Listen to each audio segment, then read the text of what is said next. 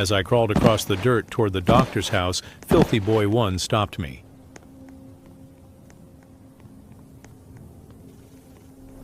Without hesitation, he forced my head into the smoldering furnace of the train, like he truly intended to burn me from the inside out. Filthy Boy 2, his stomach churning at the stench of burning flesh, couldn't bear to watch any longer. Shaking, he tore me from the oven's grip and welded me somewhere else, though the damage was already done. This filthy boy was unsatisfied. As my face burned in the flames, the filthy boys paid no mind, too busy laughing and living their twisted idea of fun.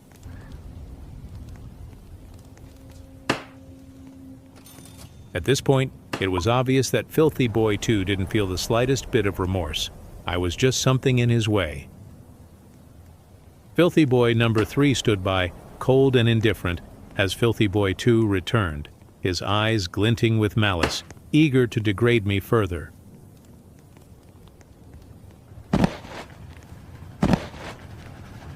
I remained silent as they dragged me under the train for hours, each moment a painful eternity. They made a stop to loot a camp, and Filthy Boy 1 was still unsatisfied with my suffering. They eventually returned from the camp, and I knew that even if they had found bandages, they wouldn't waste them on me. They dragged me under the train for days, sometimes in silence, other times laughing. But I knew something these filthy boys didn't. I knew I was going to make it to Mexico, while they would rot under the sun. Their first town.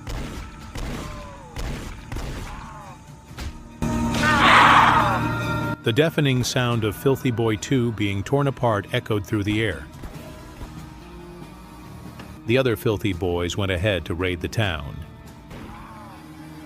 It wasn't long before they returned, scavenging like hyenas, stripping the dead filthy boy of his belongings.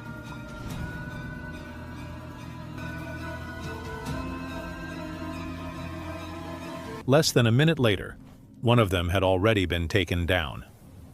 It was Filthy Boy number 1, the cruelest of the lot.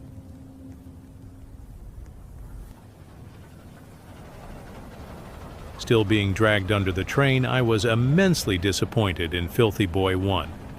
I had expected him to be tough, ruthless, but instead he was just a little crying baby, begging for help. He begged and begged, then, like a spoiled little brat, he rage quit.